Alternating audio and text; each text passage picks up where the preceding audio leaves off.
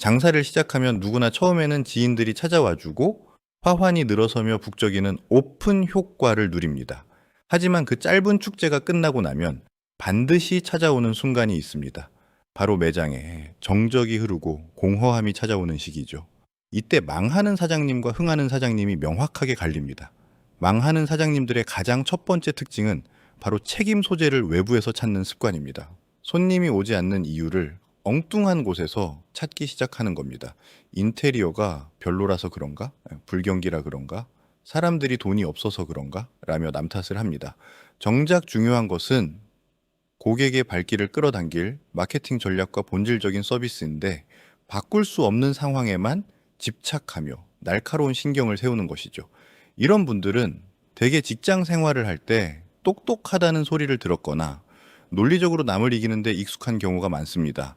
하지만 장사의 세계에서는 그런 직장 내 미덕이 아무런 쓸모가 없습니다. 장사는 누군가와 논쟁해서 이기는 게임이 아니라 모든 결과에 대해 무한 책임을 지는 게임이기 때문입니다. 잘 되는 사장님들은 피드백이 전혀 없는 차가운 현실 속에서도 어떻게든 돌파구를 찾으려 스스로 움직입니다.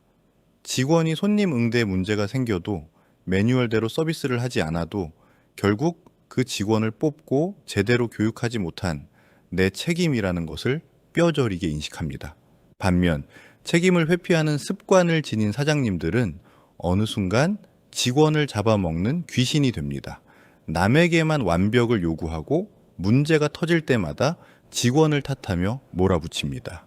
장사는 마치 두더지 게임 같아서 한 곳을 막으면 다른 곳에서 문제가 터지기 마련인데 그때마다 남 탓만 하고 있으면 결국 곁에는 아무도 남지 않게 됩니다.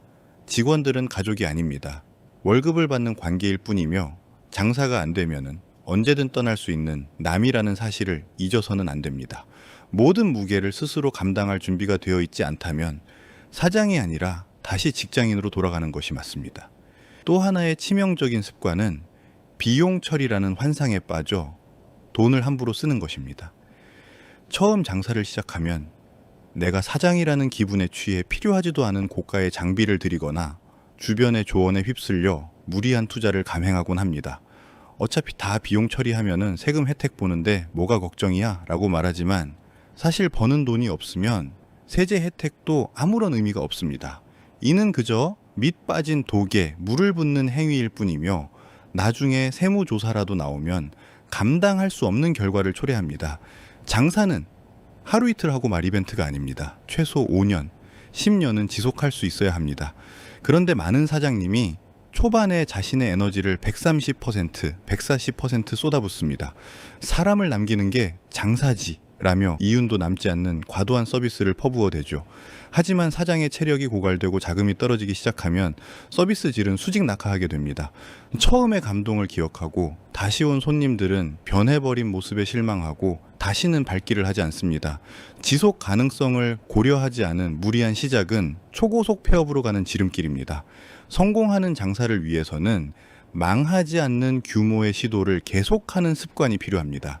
야구에서 3할 타자가 대단하다고 평가받는 이유는 7할의 실패를 딛고 계속 방망이를 휘두르기 때문입니다. 대기업도 신제품을 내놓을 때 수없이 실패하지만 그들은 망하지 않을 정도의 규모로 끊임없이 연구하고 시도합니다.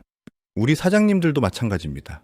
내 인생을 다 걸고 한 방을 노리는 도박이 아니라 실패해도 타격이 없는 작은 규모의 마케팅 실험을 반복해야 합니다. 예를 들어 3천만 원짜리 대대적인 리모델링을 고민하기보다 30만 원으로 온라인 광고를 돌려보거나 신메뉴를 테스트해보는 시기입니다. 이런 잽을 계속 날리다 보면은 어느 순간 고객의 반응이 폭발하는 카운터 펀치의 순간이 옵니다. 유튜브나 SNS 마케팅이 바로 그런 레버리지 역할을 합니다. 내가 쏟는 약간의 시간과 적은 비용이 바이럴과 맞아떨어지면 매출은 퀀텀 점프를 하게 됩니다. 실패해도 내 삶이 무너지지 않는 금액 내에서 최대의 레버리지를 활용해 될 때까지 시도하는 것. 그것이 장사의 핵심입니다. 가오 때문에 무리하게 큰 규모로 시작해서 전전긍긍하는 사람은 결코 여유로운 판단을 내릴 수 없습니다. 돈에 쫓기기 시작하면 판단이 흐려지고 결국 조심스럽게 뒷걸음질 치다 망하게 됩니다. 마케팅 전략의 핵심은 고객의 심리를 읽고 적은 리스크로 최대의 효율을 뽑아내는 데이터 기반의 의사결정에 있습니다. 매일같이 주방에서 요리하고 홀을 뛰어다니느라 마케팅까지 신경 쓸 겨를이 없다는 점 잘 알고 있습니다. 하지만 마케팅은 지출이 아니라 여러분의 매장을 지탱하는 가장 강력한 투자입니다. 음식을 만드는 레시피가 있듯이 가게를 알리고 매출을 올리는 마케팅 공식이 있습니다.